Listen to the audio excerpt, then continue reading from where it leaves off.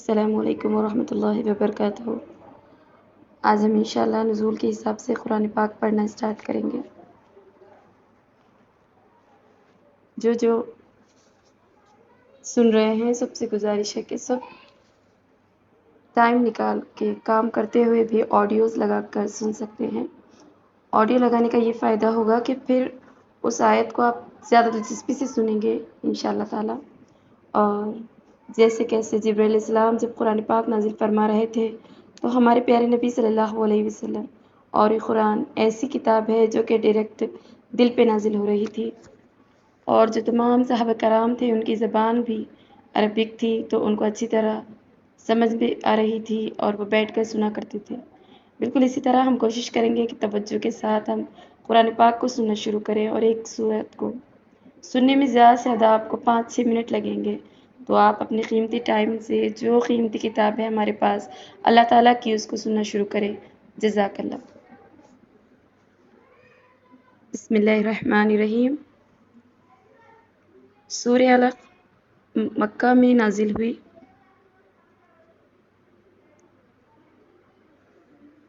یہ 5 آیتیں قرآن مجید کی وہ آیتیں ہیں جو سب سے پہلے آنی حضرت صلی اللہ علیہ وسلم پر نازل ہوئی۔ حدیث و سیرت کی کتابوں میں آغاز وحی کا تفصیلی بیان ہے، جس کا خلاصہ یہ ہے کہ جب عمر شریف آپ صلی اللہ علیہ وسلم کم و بیش 40 سال کی عمر کو پہنچے تو آپ صلی اللہ علیہ وسلم کو اچھے اور سچے خواب نظر آنے لگے۔ خواب میں جو کچھ دیکھتے وہ دن کی روشنی کی طرح واقعہ بن کر سامنے آ جاتا۔ پھر آپ کی طبیعت میں ایک تبدیلی ہوئی۔ آپ صلی اللہ علیہ وسلم اہل و عیال اور یار دوستوں سے الگ ہو کر تنہائی میں رہنا پسند فرمانے لگے۔ مکہ شریف کی آبادی سے دور ہیرا نام کا ایک پہاڑ ہے جس میں ایک غار ہے۔ آپ صلی اللہ علیہ وسلم تھوڑا توشہ اور پانی لے کر چلے جاتے اور اس غار میں کئی روز تک قیام فرماتے۔ وہاں آپ صلی اللہ علیہ وسلم کائنات کے پیدا کرنے والے اور پالنے والے اللہ تعالیٰ کی طرف توجہ فرماتے، اس کو یاد کرتے، اپنا درد بھرا دل اس کے سامنے رکھتے اور اس سے دعائیں مانگتے۔ ایک روز آپ صلی اللہ علیہ وسلم غار میں بیٹھے یاد الہی میں مصروف تھے کہ اللہ تعالیٰ کا جلوہ نظر آیا۔ پھر حضرت جبرائیل علیہ السلام ظاہر ہوئے اور آپ صلی اللہ علیہ وسلم سے کہا، اقرا یعنی پڑھو۔ آپ صلی اللہ علیہ وسلم نے فرمایا، میں انا بقاری، میں پڑھنا نہیں جانتا۔ حضرت جبرائیل علیہ السلام نے آپ صلی اللہ علیہ وسلم کو پکڑ کر خوب دبایا اور چھوڑ دیا اور پہلی مرتبہ کی طرح پڑھنے کو کہا۔ آپ صلی اللہ علیہ وسلم نے وہی جواب دیا۔ فرشتے نے آپ صلی اللہ علیہ وسلم کو پھر دبایا اور چھوڑ دیا اور پڑھنے کو کہا۔ آپ صلی اللہ علیہ وسلم نے وہی جواب دیا۔ فرشتے نے آپ صلی اللہ علیہ وسلم کو پھر دبایا اور چھوڑ دیا اور پڑھنے کو کہا۔ آپ صلی اللہ علیہ وسلم نے اس مرتبہ بھی وہی جواب دیا کہ میں پڑھنا نہیں جانتا۔ تیسری مرتبہ فرشتے نے بہت زور سے دبایا اور پھر چھوڑ دیا اور اقرا بسم ربک الذی خلق سے ما لم یعلم تک 5 آیتیں آپ کو پڑھائی۔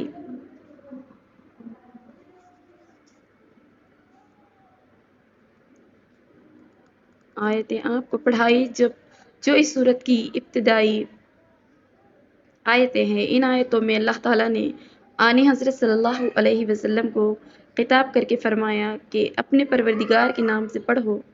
مطلب یہ ہے کہ جو تمہارا پروردگار ہے وہی تمہیں پڑھا رہا ہے، جس نے آج تک یتیمی اور بے سر و سامانی کی حالت میں تمہاری حفاظت اور پرورش کی۔ اسی کی پروردگاری کا تقاضا ہے کہ تمہارا سینہ علم و حکمت سے بھر دیا جائے، اگرچہ تم امی ہو یعنی رسمی طور پر پڑھے لکھے نہیں ہو، لیکن وہ بڑی قدرت والا ہے، اور اس کی قدرت کے لیے یہ بات کچھ مشکل نہیں ہے کہ ایک بے پڑھے لکھے آدمی کے دل میں علم و حکمت کے چشمے پھوٹ نکلے اور وہ ساری انسانیت کا پیشوا اور رہنما اور نجات دہندہ بن جائے۔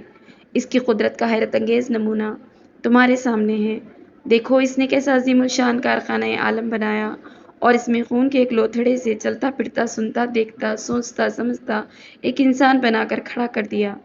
پھر دیکھو اس نے اپنے فضل و کرم سے انسان کو زیور علم سے آراستہ کیا اور اس میں صلاحیت رکھی کہ وہ اپنے علم کو قلم کے ذریعے بھی ظاہر کر سکے، لیکن اگر وہ چاہتا ہے تو بغیر قلم کے بھی اپنے کسی بندے کی زبان سے علم و حکمت کے دریا جاری کر دیتا ہے۔ چنانچہ اے محمد صلی اللہ علیہ وسلم، اسی مقصد کے پیش نظر آج سے تمہاری تعلیم کا سلسلہ شروع کیا جا رہا ہے اور پہلا سبق پڑھایا جا رہا ہے۔ واضح ہو کہ ان آیتوں سے معلوم ہوتا ہے کہ قرآن کے نزدیک علم کی بڑی اہمیت ہے۔ علم سے کائنات کے بھید کھلتے ہیں، علم سے انسان اپنے مالک کو پہچانتا ہے اور اس کی مرضی معلوم کرتا ہے۔ علم بڑی طاقت ہے۔ علم کے ذریعے انسان فطرت کی دوسری چیزوں پر حکومت کرتا ہے اور ان سے کام لیتا ہے۔ اس لیے مسلمانوں کا فرض ہے کہ وہ خود بھی علم حاصل کرے اور علم کے پھیلانے میں زیادہ سے زیادہ کوشش کرے۔ اللہ کا قرب حاصل کرنے کے لیے نماز بہترین طریقہ ہے، تو آپ قرب حاصل کریں اور نماز جاری رکھیں۔ اور آپ یہ سورہ سن لیجئے۔ جزاک اللہ۔ یہ آیت سجدہ ہے، تو آپ پلیز سجدہ کر لیجئے۔ جزاک اللہ خیر۔